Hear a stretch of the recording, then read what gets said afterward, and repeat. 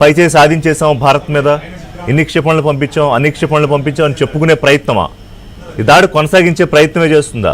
లేదా ఇందాక మీరు చెప్పినట్టు అక్కడ ఫేస్ పోతుంది కాబట్టి ఏదో ఒక ప్రయత్నం చెయ్యాలి కాబట్టి చేసి కామ్ అవుతుందా? నేను అనుకోండి ఇంకా 1-2 రోజులు ప్రయత్నిస్తాడు. అలా క్షిపణులు ఫైర్ చేస్తానికి ప్రయత్నిస్తాడు. కాలరాత్రి మనకు అవ్వదు, కానీ ఫైరింగ్ చేస్తాడు. దాన్ని తిరిగి మన వాళ్ళు, మన యాంటీ ఎయిర్ క్రాఫ్ట్ మనం వీఆర్ రెడీ. ఇవాళే ఫారెన్ సెక్రటరీ అలాగే మన ఖురేషి అండ్ వింగ్ కమాండర్ సంయుక్త ప్రెస్ మీట్ లో ఇవాళ కూడా చాలా క్లియర్ గా చెప్పాం మనం భారత ప్రజలకి, ప్రపంచానికి కూడా. How far we are ready. నా ఒపీనియన్ లో ఇంకా 1-2 రోజులు ఎక్కడికైతే డిప్లొమాటిక్ డిస్కషన్స్ ఒక తీరుగా ఫేవరబుల్ గా ఉన్నాయి అనే వరకు పాకిస్తాను ఈ కుప్పిగంతలు, ఈ పిల్లి మొగ్గలు ఈ పైన కింద పడతాం, కొంత ఫైర్ చేస్తాం. ఎందుకంటే ఒక 10 days latest update INS Vikrant నుంచి మిసైళ్లు ప్రయోగించాము. కరాచీ పోర్టుపై భారత్ సైన్యం దాడి చేసింది. కరాచీ పోర్టులో 7 భారీ పేలుళ్లు సంభవించాయి. కరాచీ పోర్టు మీద భారత్ సైన్యం దాడిలో 10 కార్గో నౌకలు ధ్వంసం అయ్యాయి.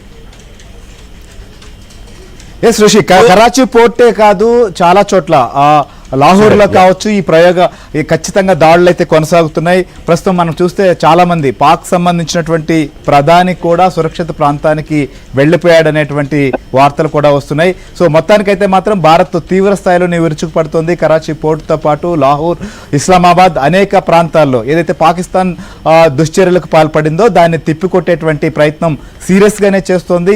ఈ నేపథ్యంలోనే పాకిస్తాన్ లో కూడా తీవ్రమైనటువంటి నష్టం, వారికి ఈ రకమైనటువంటి చర్యలకు ఎందుకు పాల్పడ్డామా అనేటువంటి బుద్ధొచ్చే విధంగా భవిష్యత్తులో ఇలాంటి దుశ్చర్యలకు ఇప్పుడు కూడా భారత సైనిక దళాలు సివిలియన్స్ మీద మాత్రం దాడి చేయట్లేదు. That's the greatness of the country.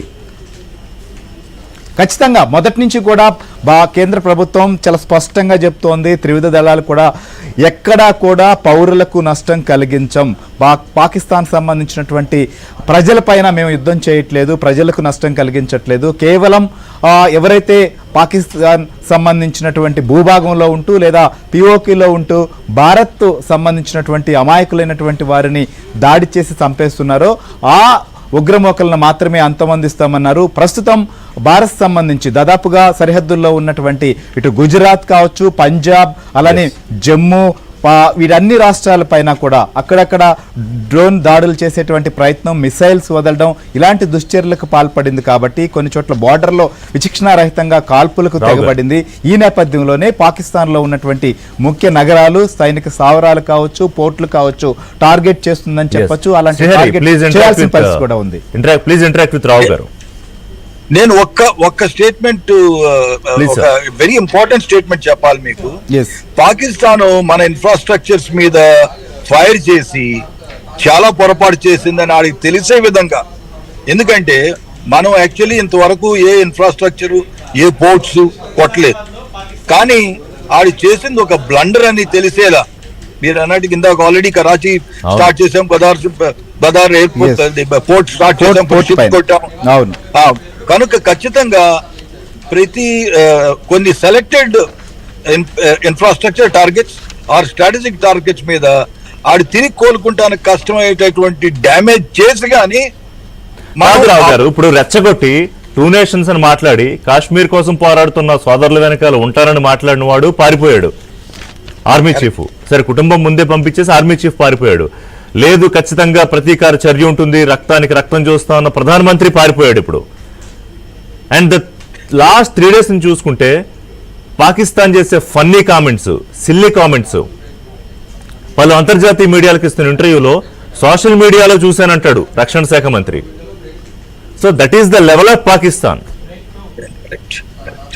Yes Rao గారు, సో ప్రపంచానికి అర్థమవుతుంది కదా, ప్రపంచానికి అర్థమవుతుంది కదా ఇప్పుడైనా. అబ్సల్యూట్లీ నేను చెప్పింది ఏంటంటే ఖచ్చితంగా పాకిస్తాన్ రిగ్రెట్ చేస్తుంది. ఈ ఇన్ఫ్రాస్ట్రక్చర్ టార్గెట్స్, సాంబా, జమ్మూ ఇలాంటి దాని మీద దాడి చేస్తానికి ప్రయత్నించి 1-2 చోట్ల ఎక్కడ కొంచెం పార్షియల్ సక్సెస్ జరిగి ఉండొచ్చు, అది త్వరగా తెలుస్తుంది. కానీ 90% ప్లేసెస్ లో సక్సీడ్ అవ్వలేదు. Sir. కానీ ఈ చేసిన అటెంప్ట్ కి మాత్రం అతనికి బుద్ధి